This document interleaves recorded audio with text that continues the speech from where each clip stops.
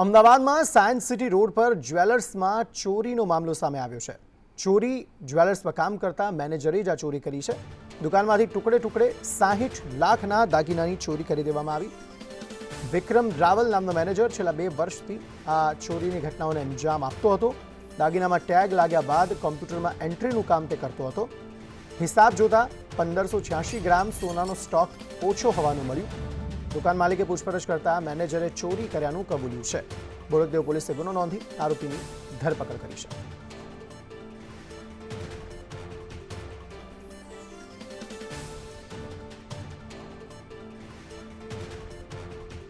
जिग्नेश पटेल વધુ માહિતી આપી રહ્યા છે। जिग्नेश, જણાવશો શું વધુ વિગતો આ સમગ્ર મામલે?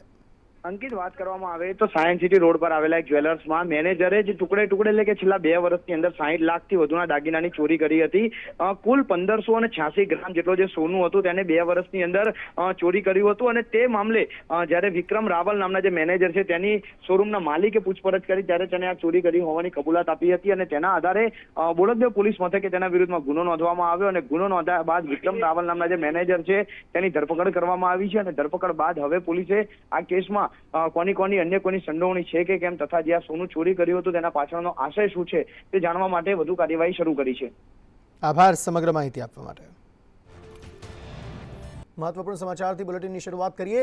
ભારત કેનેડા વિવાદ વચ્ચે મોટા સમાચાર મળી રહ્યા છે। કેનેડાએ ભારતના 3 એવા શહેરો કે જેના માટે વિઝા સેવા બંધ કરી દીધી, જેમાં બેંગાલુરુ, મુંબઈ અને ચંદીગઢનો સમાવેશ થાય છે। આ 3 શહેરો માટે વિઝા સેવા કેનેડા દ્વારા બંધ કરવામાં આવી છે। ભારત કેનેડા વચ્ચે સ્થિતિ વણસતી જઈ રહી છે। તેવામાં એક તરફ રાજદ્વારીઓને એકબીજાના દેશોમાંથી બહાર નીકળવા માટે આદેશ આપવામાં આવ્યા, તો બીજી તરફ હવે 3 શહેરો એવા ભારતના કે જેમાંથી વિઝા સેવા કેનેડાએ બંધ કરી દીધી।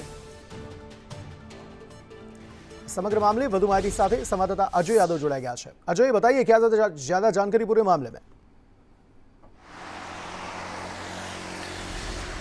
देखिए, निश्चित तौर पे जो खालिस्तानी आतंकवादी हरदीप सिंह निज्जर की हत्या के बाद जो भारत और कनाडा के बीच तनाव बना हुआ है उसका एक रूप एक बार फिर देखने को मिल रहा है, जिसमें भारत सरकार की तरफ से कहा गया था कि जो राजनयिक हैं भारत में कनाडा के वो बड़ी संख्या में है और खास करके भारत और कनाडा के राजनयिक वियना कन्वेंशन के हिसाब से बराबर के होने चाहिए। और इसी को लेकर के भारत ने 10 तारीख का वक्त दिया था, और जिसमें इसी महीने की 10 तारीख का वक्त दिया था, जिसमें 41 राजनयिक थे उनको वापस लौटना था। और वो राजनयिक अब वो अपने परिवार के साथ वापस लौट चुके हैं।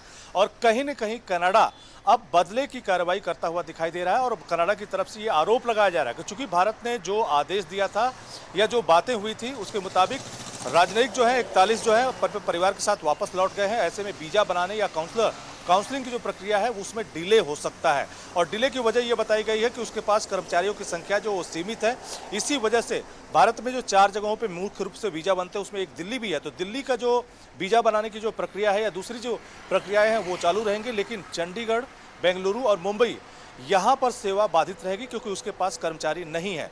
और ये भी कहा जा रहा है कि 27 की संख्या में उसके पास जो कर्मचारी हैं उसमें 5 ही कर्मचारी इस काम में लगे रहते हैं, तो वो सारा काम देखते रहेंगे और उसी के हिसाब से जो प्रोसेस है उसको पूरा करेंगे। तो इसी के हिसाब से ये बताया जा रहा है या कनाडा की तरफ से कहा जा रहा है कि चूंकि कर्मचारियों की संख्या कम है इसलिए यहाँ पर वीजा बनाने की प्रक्रिया बंद की गई है। और खास करके दिल्ली में वीजा बनाने की जो प्रक्रिया है वो चलेगी, लेकिन अपने जितने कर्मचारी हैं उस मुताबिक चलती रहेगी। तो फिलहाल बदले की कार्रवाई के तौर पे निश्चित तौर पे देखा जा सकता है कि भारत की तरफ से जो 41 राजनयिक वापस लौटाने की बात कही गई थी या उनके अधिकार छीने जाने की बात कही थी, उसी के बदले में कहीं न कहीं कनाडा सरकार भारत को कहीं न कहीं या भारत से कनाडा जाने वाले लोगों के सामने दिक्कत पैदा करके एक मैसेज देने की कोशिश कर रहा है। जी, शुक्रिया सारी जानकारी देने के लिए।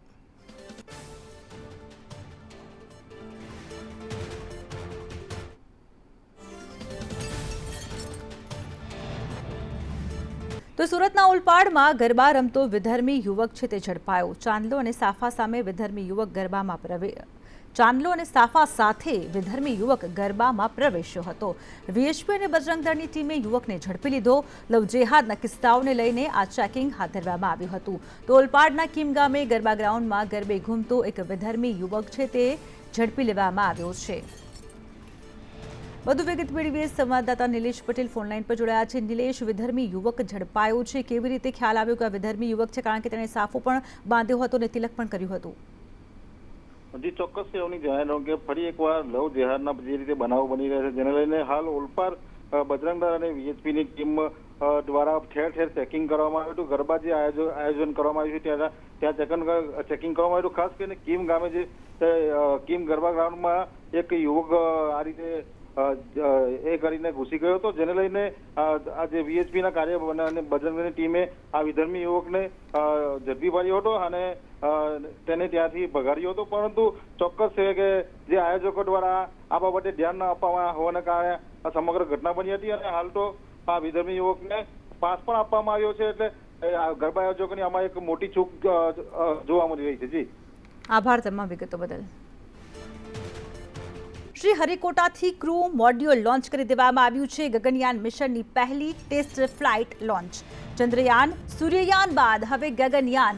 તો પહેલી ઉડાનનું નામ test vehicle abort mission 1. Gaganyaan મિશનનું ક્રૂ મોડ્યુલ લોન્ચ કરવામાં આવ્યું છે. ઇસરોએ TVD-1 પહેલું પરીક્ષણ કર્યું. ઇસરોના ચેરમેન એસ સોમનાથે ખુશી વ્યક્ત કરી છે.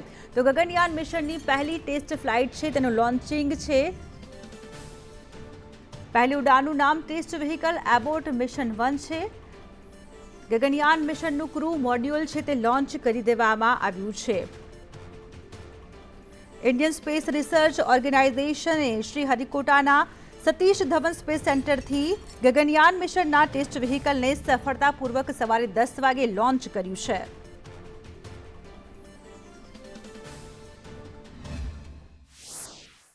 I'm very happy to announce the successful accomplishment of the TVD-1 mission.